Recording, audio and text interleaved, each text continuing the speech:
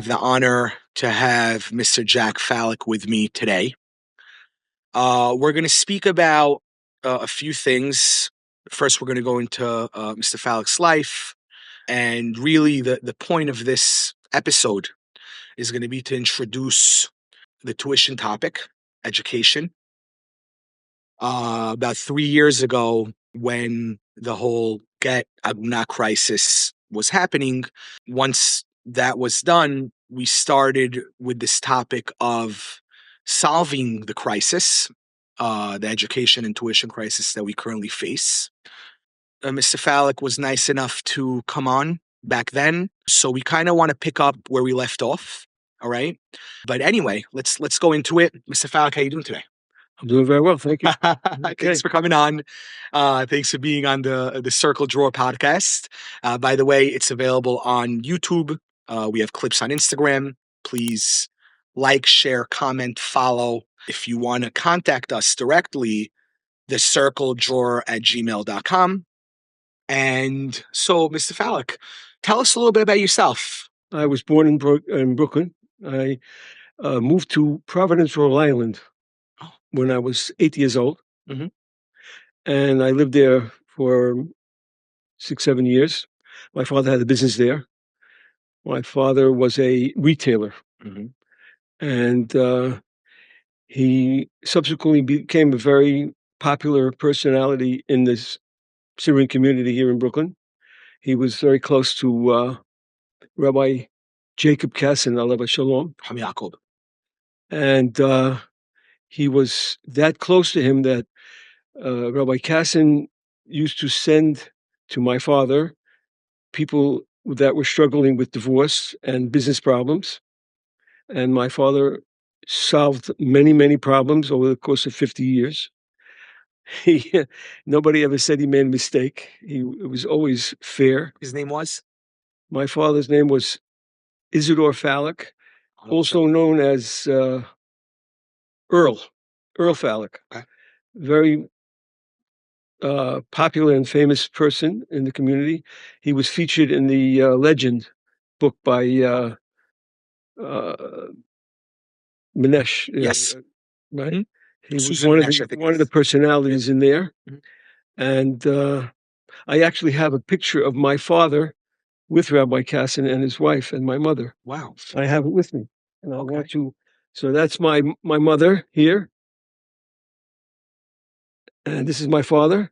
And this is Rabbi Kassin. Ham Yaakov. Kassin and his wife. Okay, great. And one of the other features that of my father and Rabbi Kassin is that Rabbi Kassin used to call my father Azizi. I don't know if you guys know, but he was very, very, very, very close to my father. And over many, many years, they collaborated on a lot of different business problems and like I said, we call that's exactly right. Yes. So my father had this business in Providence, Rhode Island, what was called Fallack's Linens and Children's Wear, and we had a large store there. But unfortunately, we had a problem in 1954 of a very big hurricane, and we moved back to Brooklyn at that time, and we lived in Brooklyn. We lived on Bay Parkway. This mid-50s. Yeah. Mid-50s. 54, 55. Okay. Like that. I was were 12 years old. Jewish schools there at that point? I mean, the Lincoln days. When my family moved to Providence, my father joined the committee of an Orthodox shul, and shortly thereafter it became Reformed. Mm-hmm. They voted to be a Reformed shul, but my father was very community oriented, and he procured for me a Rabbi Cohen who was fluent in Sephardic pronunciation, and I took private lessons with Rabbi Cohen to prepare for my bar mitzvah. Mm-hmm. And I presented my speech in Seret Zion, and I read the parasha in Seret Zion when I was bar mitzvah, 13 years old. Shad Isyon. So It was this the is very beginning of Sha'ar Tzion. You could say a speech, wow. a 3-page This typewritten speech in the public, so it's in and this nobody is said anything. 1954. Yeah, Wow. Okay. Um, that's very interesting. Now, in the Brooklyn community, were there already yeshivas, schools? I mean, over here when you moved to it back to was Brooklyn? very limited. I personally went to Hebrew school with Cham Shaul Katzin Yeah, sure. in uh, in 67th Street, at the building next door to Mhm. the Talmud shul. Torah. Yeah, Talmud Torah. Right, the Talmud. Yes. That's where I went. Hamatlub was the head of it. Is that right? I wasn't, You don't know. old enough to, Got it. Got it. Okay, great. Now, so but we, so we, we used to go to shul in 67th Street. We used to go to Charlie Saruya upstairs. That was the Mag and David is right, 67th Street, of right. course. I actually read there once because as people know, I was very close with Mickey Carey. My father Right. is was. Uh, you should rest in peace. Mickey Carey was an amazing person, but he brought me once to read there in the 67. It was a great feeling. Right. Unbelievable. I still remember Beautiful which shul. Berashai was. Gorgeous, Amazing. The gorgeous history. shul. I You used to felt pray it. there. Yeah. I used to sit in the back and pray there. So, okay. And then, so you come back to Brooklyn. Great. Now, when you, yeah, I'm assuming you got married, right? Yeah. Eventually. Yes. So I married Sylvia. My wife was Sylvia Levy. Mm-hmm. When I was married to her, she was a very big influence on me to get me uh, back to my religious roots. Wow. And was I was zocher to go to shul with my father-in-law, and Wow. I became much more Observant. religious, much more observant. Okay, great. And and of course, at that point, you had kids as well, right? Yeah, So now which yeshiva did your kids attend? my kids all went to Flatbush, Okay. and I'm very happy with the product of that school. They uh, they really formed beautiful children, and of course, the house is really where the kids are get their Roots. roots. Yeah. So my wife and I, provide a very good environment for those kids, and we brought them up, and they're very popular What kids. what years are these? You Flabish Shiva to tell me like a range of Well, years. when we get married, we get married in Brooklyn, Mm-hmm. and shortly thereafter we moved to Deal, Mm-hmm. Oh, and we spent from 1980 to 1986, 87 oh. in Deal, and we wanted the social life for our kids in Brooklyn. We moved back to Brooklyn, and we've been living in Brooklyn. People still think I live in Deal, but I live in Deal myself, by the way. And now fast forward to 2025, really grew the Deal community exploded really. And like they say, the ideal life. I always say this, it really is no better. But again, we are in Brooklyn today, right. which is fine. When we moved to Deal, we moved to Park Avenue. And at that time, there was no Park Avenue synagogue. The Brothers of Israel. It was in a little midrash in the Brothers of Israel synagogue, and I was on the committee there. When I moved in, I really took a big role in that shul. I was there when Cham Baruch was there, Alav Shalom, and shortly after I moved there, the Rabbi Shweki. I was on the committee that appointed Rabbi Shweki, the rabbi there. Yeah. I had a big role in making him the rabbi there. Wow. So I was on the committee that chose him, and I spent 7 great years in Deal. As a matter of fact, that's where I had the zechut of being in a class with Rabbi Shweki, Mm-hmm. and we were discussing tzitzit. And it turned out that when we were leaving there, I had a bit of a revelation. I thought of that it was much more comfortable and easy for people to accomplish the mitzvah of tzitzit if it was like a T-shirt, like you put it on the T-shirt.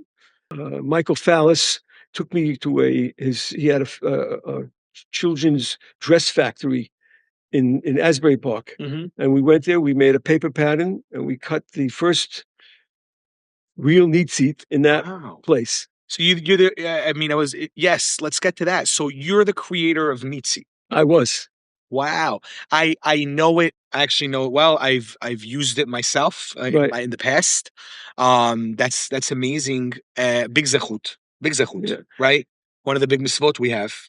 Now, the question I had for you is, so Deal was 80 to 86, but you said your kids went to Flatbush. That was prior to Deal, or this is after Deal? While we were in Deal, my kids were growing up in Deal. They went to Hillel Hello, Yeshiva, McGrath of Hillel. right? Yes. And they have a lot of their upbringing was done in Hillel. Okay. And also, I'm very happy with the Hillel Yeshiva experience. We put them up there and then tutored them to get into Flatbush. They had to take the Hebrew, whatever it is, test exam to get in there. Yep. And fortunately, they all got in there with flying colors. Beautiful. Beautiful. And then they finished in Flatbush. So They you're finished the whole talking, thing. this is now around the 90s when your kids graduated school. Right. Okay. I struggled with the tuition all through my kids. I have 4 kids in school at the same time, you can imagine. But I was fortunate that Hashem blessed me that I could pay every dime myself. Wow. I got Full through tuition. full tuition. Unbelievable. Big Uh, beracha. but I am fully aware of the struggles and the agony that it is for young people to, My age. Yeah. to struggle with this problem. So I'm at the heart of it. I know. Wow. So at that point, and this is very interesting, at what point do you say to yourself, well, we have a problem here or a crisis or we got to get into action regarding possibly solving or helping to About mitigate it? let's say 18 years ago, 17, 18 years ago, I was already finished with that nightmare of pain. But I went to shul. Sorry to interrupt you. Nightmare, but also is beracha, right? Because it means they have kids to send to school. So also, yeah, it's both. It's very hard. It doesn't Go on. Yes. doesn't have to be. Yes. So anyway, fast forward, I'm in Deal in the Lawrence Avenue shul before they renovated. Yep. Right. And I'm in the audience listening to Albert LeBose, Hashem Shmerehu. Yes. So he presented a problem. He said, there's a crisis with the tuition, which I knew nothing about. Absolutely zero. And I hear him talking, and he's going on, and he's talking like maybe 20 minutes. And we walked out of there, and I said, this man gave us a problem, but he did not outline a solution to this problem. And at that moment, I had a revolution almost as revolutionary as my Nitsi experience. And Hashem told me it has to be solved this way, that the community has to pay that bill. Excellent. Just to add to that for a second, because you spoke about Mr. LeBose, who was also on my show 3 years ago. He came on my show as you did. And I think that to his credit, right, he presented the issue we're having. Yeah. So the first step in having a solution is you have to know what the problem is. Right. Right. I didn't know there was a problem. Right. And I remember reading I think there was an Image article while this happened. I think it was Project EDU, if I'm not mistaken, right? Right. That was this and I remember reading that when I was, what was I, maybe 15, I don't know, 17, 18, something like that. And it really, what I'm trying to get at is that in order to find a solution to such difficult topics, right, you have to first lay it out, which that was laid out. And I remember when he came on to my life, I think it was a little bit before yours or after, right? He gave a full understanding of what the issue is with numbers and how many people we have, and we pay taxes, but we also have to pay tuition, et cetera, right? So this revelation you had, what was the revelation you had when you heard that? The answer has to be a collective community answer. You cannot deal with this by charging tuition. Tuition means that the 4,000 families that have kids in school are going to share $200 million burden every year. It's impossible. You need to take that burden and put it on the community. When Albert Labose was working on this, he suggested that there were 80,000 people in the community. If you divide that $200 million by 80,000 people, it's a piece of cake. No, it's no problem to pay it. But if you want to put it on 4,000 families, it's enormous. It can't be done. It's a burden. And I'll speak a little bit from my perspective. So I'm 40 years old, thank God. And I have 4 kids in Right. yeshiva, right? The total bill, right, is close to $100,000 if I was to pay it in full, right? You know, I'm a simple guy, as you know. I'm not able to afford that. And, you know, it's not like I don't make money, but I can afford it. So I have to go through a process on a yearly basis. And, you know, when I was younger, I used to really fight the process because I was, you know, in my late 20s, early 30s. And, you know, we all, who wants to fill out a whole audit of your financial life every year, right? That causes, first of all, a personal. It's embarrassing. Yeah, it's a personal, like, you say to yourself, oh, look, I'm only making, and back then I was making whatever, you know, 70, 80 grand. Like, it makes you feel little. It's Yes, degrading. correct. And then, you know, I still remember many conversations I had with my wife I said, honey, I'm not doing this. Right. I am not filling out this paper. So, you know, if you want to do it, go ahead, because I cannot degrade myself this way. And it happens to be that she took that over, right? I'm just saying my history, the way I lived it, okay? And just to your point, it's I speak to a lot of young people who are not married yet, and they have such a fear of, you know, getting into this married life. Yes. And they say 4 kids, and they look at the, you know, every year that the list comes out of how much it's going to cost. And they're like, wait, let me just do the math. Hold on a second. 1, 2, 3, 4. Let's say they're all in school at the same time and talking about Flatbush Yeshiva. And, you know, we should only grow. Thank God that it's that expensive because it's good education, right? Yeah. But they do the math and they're like, how does my dad do it? How does my uncle do it? How does anyone do it? Right?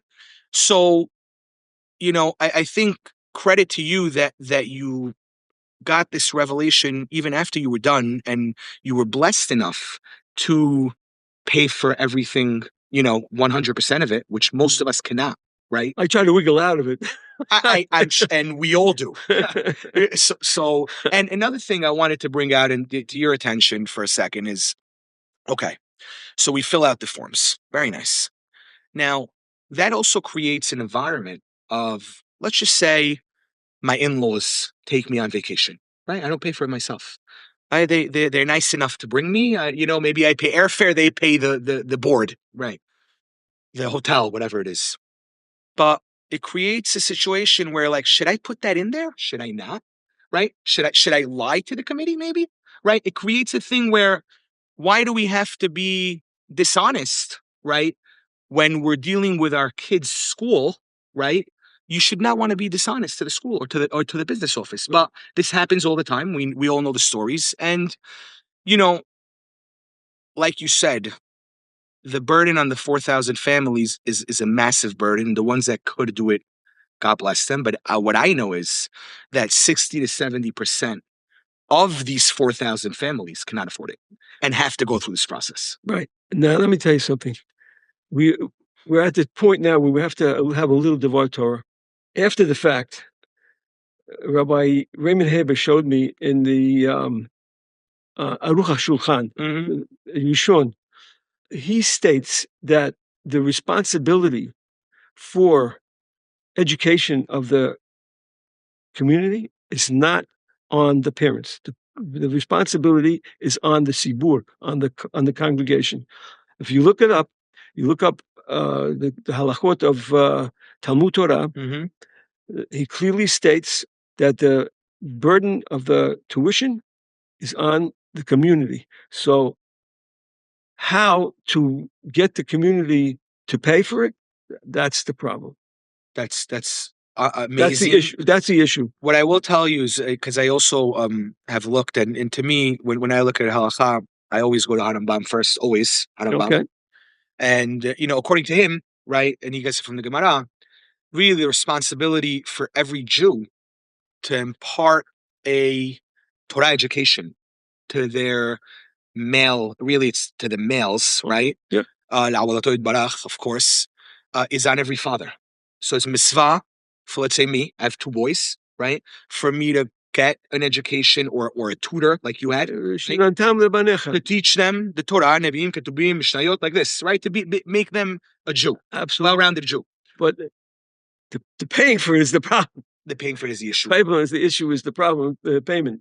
Especially now that the schools have become massive institutions. There's the buildings, the teachers, Thank God. the expenses of the maintenance, all that is on you, and it's not fair.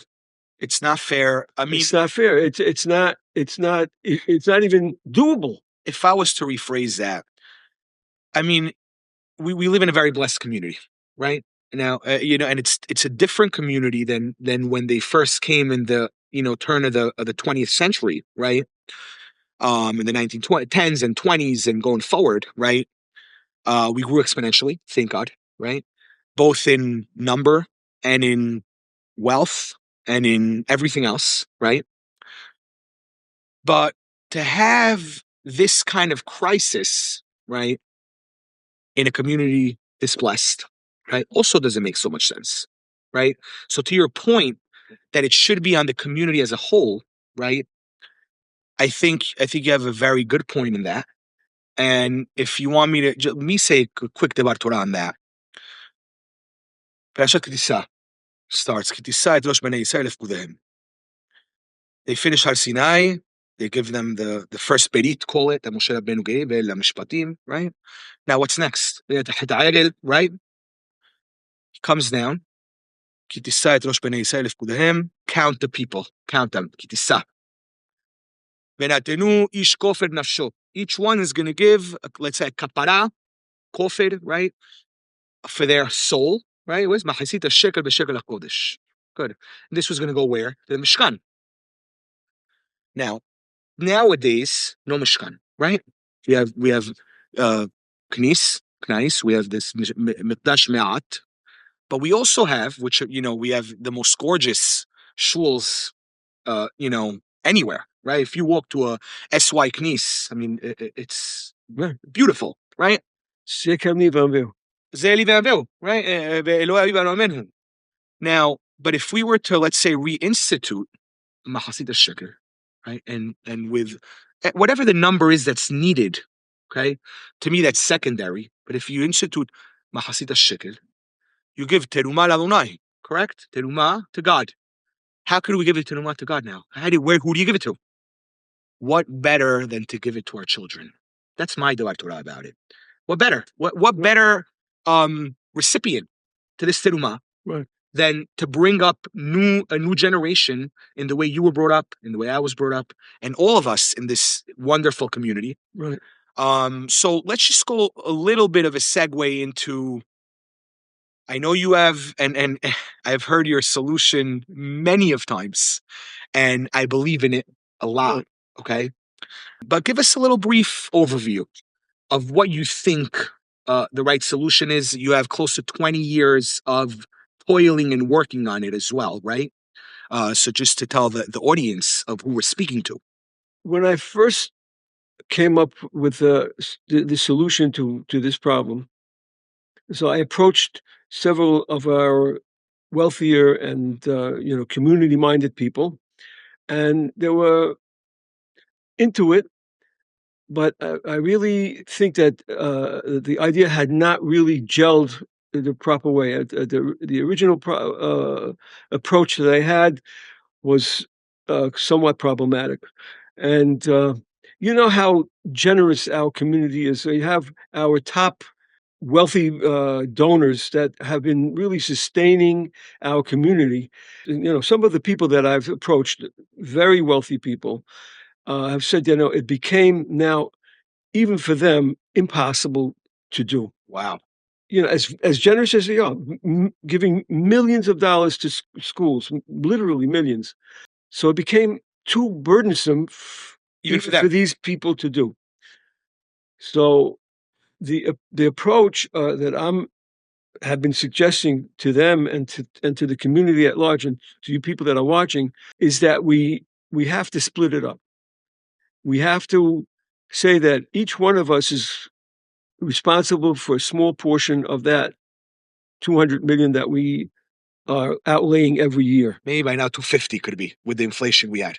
Let's say 250 maybe. Yeah, No? in around that number, Okay. whatever it is, we have to divide it up. For our next time that we meet, we'll have to discuss the real details of how that could be done. And it's not hard. It's not very hard at all. Just as proof, in another venue, we were able to attract about somewhere near 30,000 people Wow. to commit to This sharing was a this few burden. years ago? Was that a few after the whole Instagram lives happened? It was a few years. Is that when it was? Yeah, Okay. yeah. It's been That's unbelievable. And you say you have 30,000 approximately 30,000 people. Now, this 30,000 people take on. is represented by 4 or 5,000 emails. Each email represents a family Of of course. 4 or 5, 6 people. So you can do the math. Mm-hmm. 5 times 6, Yep. 30,000 people. Yep. The next step that we need to take is to really be concrete about how this could be affected. Mm-hmm. And I have already developed a website and done a lot of organizational work to put this together. I can't give the details of it right now, but in a future interview, I will give those details. Okay, great. That's super interesting, and it's really very eye-opening to me that we have such a budget, right? I mean, there really should not be a limit to how much we put into our children, right? So if it's 250 million, Baruch Hashem, make it grow, okay? Now, why am I saying this? With the beracha we have, piece of cake, right? If you put all the net worth of all of us combined, 250 million is nothing. Is that right? It's a piece of cake. Thank you. So, that's very interesting. And what's hard, really, to me, is the implementation. Okay. And I'm going to touch on this just very briefly, and I would like to hear your thoughts. Okay. The implementation of such a large scale solution, all right, is going to require everyone top to bottom working together. For And sure. and to get that to happen, right? I mean, we would say it's close to impossible, but where there's a will, there's a way. Okay. No, it's not impossible. It's very possible. And we demonstrated it 3 years ago. when we had this approach. Yeah. And we presented it to the people. The people of our community right away understood that this is the correct solution, and right away had many people sign up. Like I said, nearly 30,000 people sign up, which in dollars, it's nearly the amount that is needed.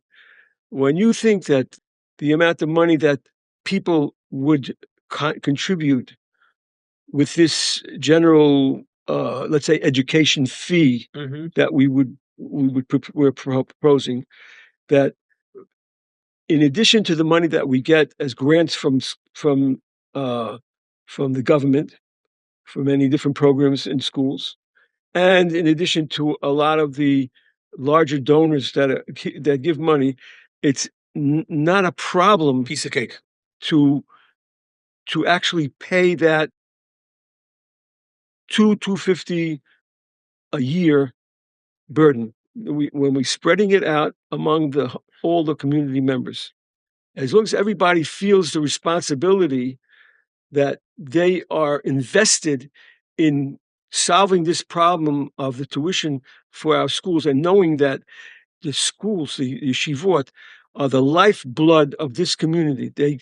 Without those, the yeshivas teaching our values of charity, of kindness, of doing for others, if we don't have that infrastructure fully funded, then we have nothing. We need to have that infrastructure fully funded, and funded by all of us. We have to all see the necessity and see the responsibility and pitch in and pay for it. And not only that, I would like to add as well that besides, let's say, a fee like this, which makes a ton of sense, right? You want to call it what you want, a fee, mahasida shekel, call it what you want, a fee. If you we have a security fee in every shul. Yeah. We need to pay that fee. Otherwise, we don't have that. We don't pay that fee. We're subject to all kinds of dangers. Over here, we have a even bigger danger. Bigger danger. Yeah. Because if we don't all pitch in for this fee, our infrastructure could, God forbid, suffer. But also, besides that, there are already other organizations. As an example, you have Teach NY, Teach NJ, who try to lobby to get money from the government, right? Which are doing a great job. Right. It only lowers our bar what we have to collect. It lowers the fee that we would have to collect. Right. Exactly. And then, as well, organizations like Youssef also lowers the bar, which were already in business and were already, do the containers from China, and we're all in the insurance industry and whatever industries we're in. If that takes on, they're already giving out grants for tuition. So if there's a way where we could bring all of this under one roof and work keish echad, right? That's the most important thing, is achdut to me, Mr. Fallack, right? The takeaway of October 7th, to me, okay, is that we're one. Not only the Syrians, right? Syrians, the Ashkenazim, the Israel people, even the Reform conservative, all the Yehud in the world, right? We're one, keish echad. But if we're Avat Israel, yes, we love everybody. There's nobody. If we're able to come together, my father was friendly with Rabbi Kassin. Yes, he didn't say, "Well, you're Mehalel Shabbat, you can't come to shul." Everybody, it was invited. Everybody is on the same page. Absolutely. We can all live together, no matter what our level are, and we're going to. He had faith that everybody would at some time come up to the plate. And it's interesting you bringing up Ham Yaakov. Leading up to this episode, and you know about this, I spoke to his grandson, Mr. Jay Kassin, right? And people influential, like a person that's that influential like him, right, even believes in getting us together. And to me, it doesn't really matter who or how it's done, as long as it's done, right? Because I'm a believer in your plan, right? By the way, yes, am I interrupt you? Yeah, go ahead. I also spoke to Mr. J. Kath, and in the course of our conversation, yes, he said, "Oh, we could make a committee that could approach some of the bigger foundations, and we could get grants from the bigger foundations to also lower the bar for us. We don't have to collect all that money. We can get money from Bloomberg Foundation, big foundations who have huge amounts of money that they can grant, but for our Jewish causes, I saw a study that only 7% of the mega donations, 10 million, like that, go to Jewish causes. Why? Because we don't have big causes. We have small causes. This school is $10 million. But with this nut that we have of 200 million, with 13,000 children being educated, we can actually go to these big donors and get money, big money. Absolutely. And what I'm learning from this conversation, the issue is not really the inability to afford it. It's rather organizing to make it affordable. Meaning organizing everybody together, right, to make it more affordable. Not that, see, to me, parents aren't going to stop paying a yeshiva bill, right? We're always going to have to pay something to the institution that is taking our kids in every day in, day out, right? I'm going to have to pay Hillel Yeshiva a certain amount per month, right, to have my kids go there. Now, that amount could be reduced to pennies on the dollar. Give me a second. If something like this is brought about, am I right? Okay, this approach is a revolutionary approach. This is, you don't have to pay Hillel. You have to pay a central organization, and that essential organization will take care of the expenses for the school. They don't have to pay. They don't have to charge any tuition at all. Once their annual budget is money is met, the requirement is met, the parents don't have to pay anything. What they need to pay is simply a general education fee, which will be sent to a central organization. We're calling it YTech now. Can we mention that now? YTech? Mention whatever you'd like, Mr. Okay, so we're mentioning no holds bar. We're mentioning an organization called YTech. Yes. And that YTech is Yeshiva Tuition Education Elimination Commission. Yeshiva Tuition Elimination Commission. Our mission is to eliminate tuition.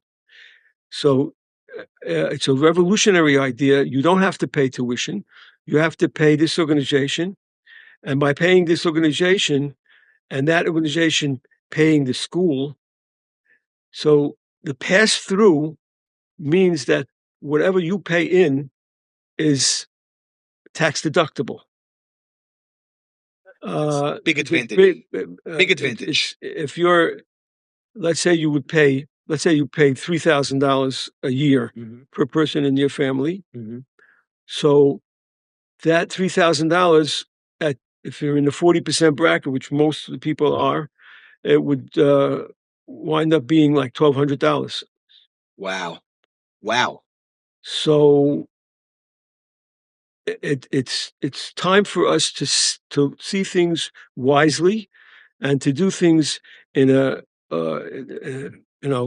this is basically the way the public school system works. They put a fee on you when you pay taxes. Yep. And they pay for the school's expenses. So the parents are not paying tuition. Yeah. Now, talking about taxes, this would be the best way to get around that issue we have of paying income and state and federal taxes and not getting really any benefit from it, right? Because the biggest benefit you would get is a public school education, right? Right. This making it tax deductible kind of goes around that, and we should use these accounting gimmicks to our advantage, which we're currently not using. So that's one big thing. I love that part, that it's tax deductible. Just by that alone is a massive savings. I had a personal consultation with our most outstanding attorney that deals with tax exempt issues. We were assured on several occasions that this approach is totally tax deductible. Sound, meaning sound. It would, It would not violate anything in the tax. But we don't have an opinion letter. Like a legal opinion. Yeah. And that costs a lot of money. It's like Of course. $50,000, $60,000 to get an opinion letter. But we do have 3 separate occasions on which this was stated to us by Ellie Greenberg.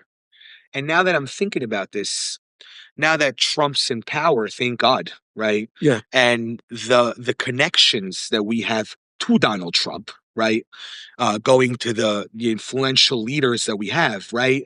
One of his campaigns was in, may it rest in peace, Stanley Chira's house. So this past summer, right? They had the whole convoy of the presidential, they came to deal to our people to ask for donations for his campaign, right? And I know that President Trump himself is a very big believer in both Jewish education and really education as a whole. So we could even approach the White House, right? Because we have connections to it. You don't have to go there. I mean, it's nice that we have connections. We have Donald Trump. God bless him, and may keep him. Amen. But the point is that it's legally sound. We are. It's totally tax deductible this way. You are a 501c3 organization, YTech. You are taking money and giving it to a 501c3 organization, Hillel, Flatbush, whatever. Yes. I'm taking $50 million from I got it. I'm giving it to $50 million to Flatbush Yeshiva, let's say. And that's mutad in the Jewish, it's mutad in the American tax system, right? Perfect. Good. There's no problem with it. Right, because there's the the certainties of life. What are they? Taxes and 120 years. Good. So now something I thought of as you were speaking before. Okay, on the implementation of this. Okay, one of the big barriers to entry in getting this done, right? Each school has a chairman of the board, right? And has a president, okay, that's currently controlling the full gamut of the business office of that institution, okay? Now, what would you say to each of these presidents and chairmen of the board, right? Who will probably let's say I was a chairman of the board. What would I tell you? I'll say, listen, Mr. Fallack, I love your idea, beautiful, but I want control of my own institution. So I don't want to be controlled by YTech or whatever it's called, right? I want to be controlled by myself, right? What would you answer to that? Okay, so YTech's job is just collecting money. We're like a collection agency. Mm-hmm. So we would be taking in the money, and our job stops at the doorway to your institution. You ask from me $50 million. Here's a $50 million. Good luck. Do with it. I'll see you next year. And that would be as a percentage of how many kids they have of the total kids in the community. Meaning nothing to do with the percentage of kids. So how would you distribute it? You have a budget. How much does it cost you to run the school? Okay. The whole idea of tuition is to collect money to pay the expenses of the school. Mm-hmm.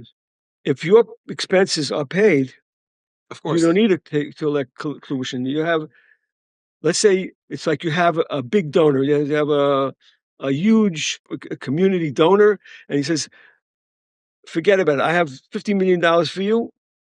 Don't charge any tuition. It's on me. So that's what YTech is like. YTech is like a big daddy. I love that. Big daddy YTech.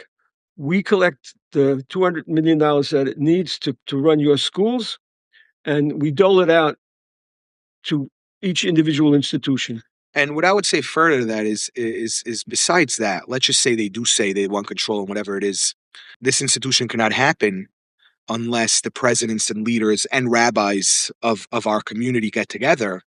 And instead of just, let's say, controlling their one school, right, they're going to have part control of a bigger fund, let's say, right? We could give them seats on the collection agency. Yeah. But the administration of the school is left up to the school. We don't want to we don't want to interfere in any way with the operation of the school. We give you money to operate the school. You need to pay teachers, you need to pay janitors, you need to pay expenses, you need to buy computers, whatever you need, we're there.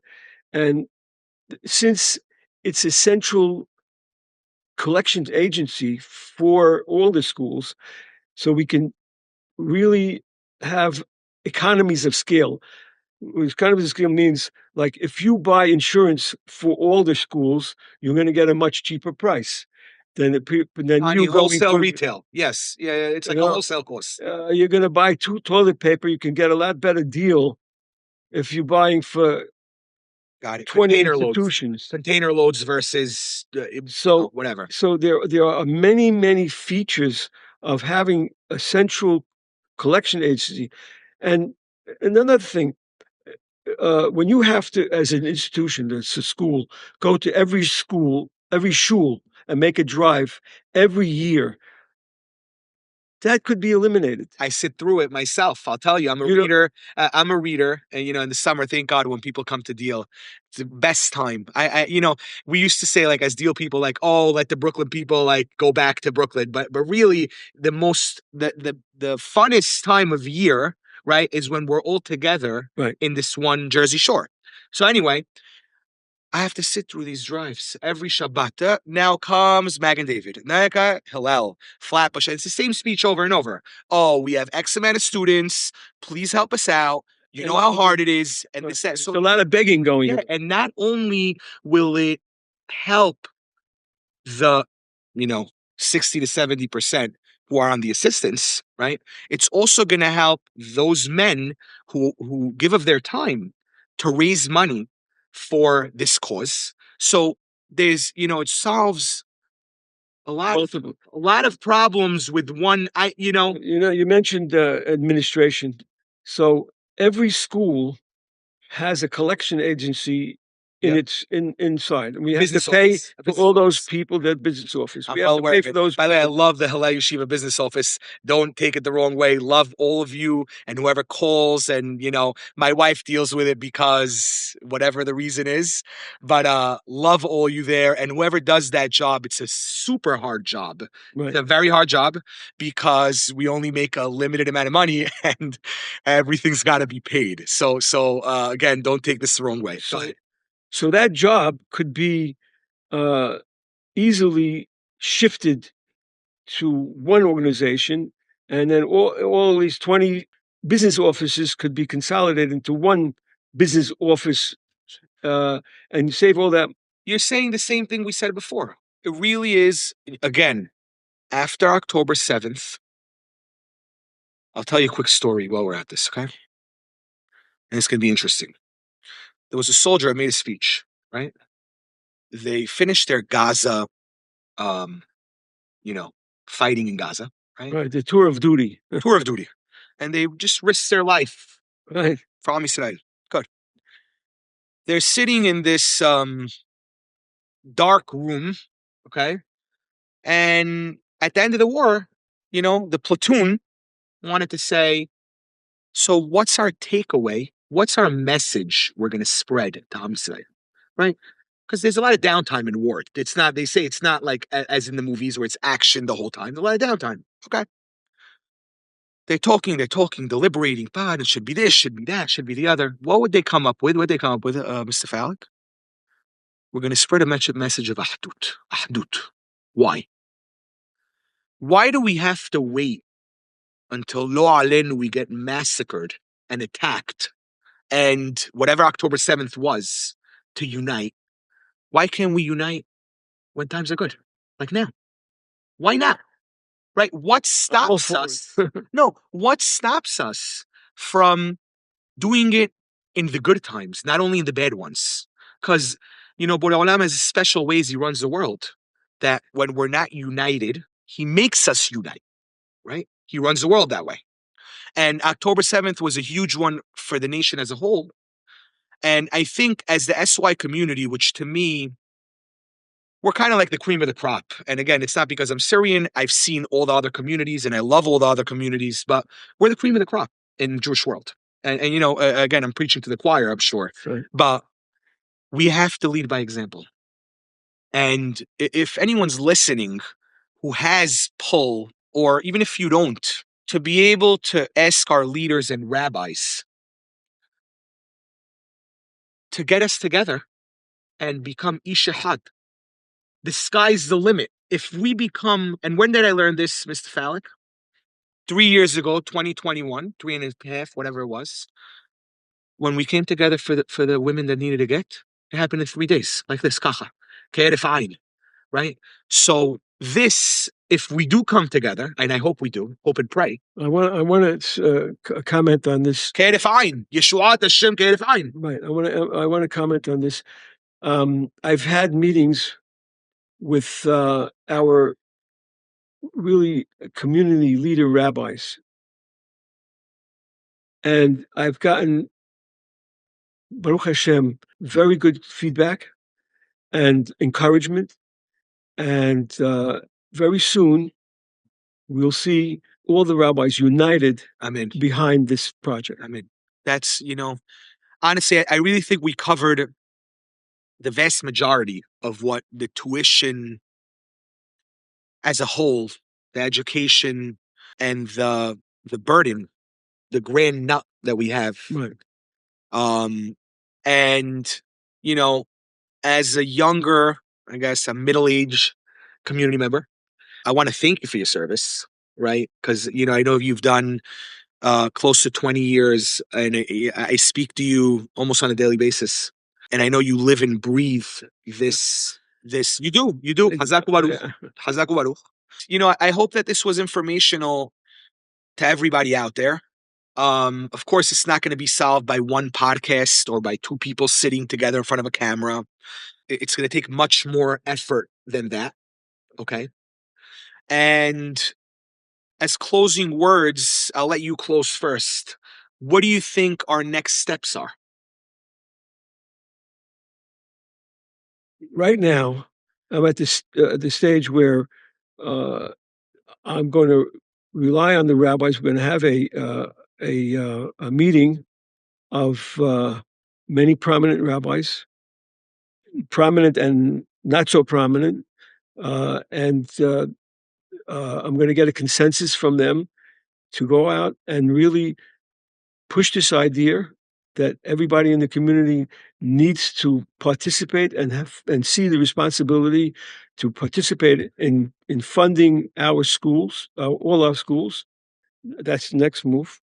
And as far as you and I are concerned, I think we need another session like this to really detail the nuts and bolts of how this has to be done. And we'll present a PowerPoint presentation. I think I'm blessed to have to deal with it since my son was born in 2009. So figure I started in 2012 with the center, right? When he was 3 years old. So now it's 2025, 13 years. I'm blessed to deal with it. I think the time has come. Yeah. To get to a solution that works for everybody. And it's going to have to include from the bottom up, like Jack likes to say, from the bottom up. And I hope and pray that our rabbis and leaders and everyone in the middle, right, hears this call to action. And whatever it is you could do, from as little as sending a WhatsApp message to your family WhatsApp chat. Can I interrupt you for a second? You can interrupt me all the time. Yeah. I have a chat for the captains. Yes, for captains of of YTech. And what is a captain? They're on this chat. You can call in, and I'll put you on the chat to help to sign up people that really are not computer conversant. They don't know how to do it. You'll help them to sign up. And the main thing is for every single person in the community to sign up, to have to donate their education fee. They have to see the responsibility of contributing and making sure that the burden is spread out along the whole community, not on the just. We're all in this together. Right. We're all in this together. Achdut. And just When Hashem sees Achdut, and that's by the way, what unites us? unity. Closing words, because always we got to close with Torah. What unites us is this one book, right? We're called the people of the book. Right. Okay. Thank you very much. Okay. I appreciate your time and effort. My pleasure. And effort that you've put in throughout these 18 years. Is that it? Is that what it is? Right? Approximately. And by the way, for the audience, Mr. Fallack still plays tennis. He's 34 years old, right? And he still plays tennis. So that's pretty amazing. I want to play tennis at your age. Just live 120. Okay. And this was great. Thanks for coming. Okay. And Hazak Baruch. Okay. Take care.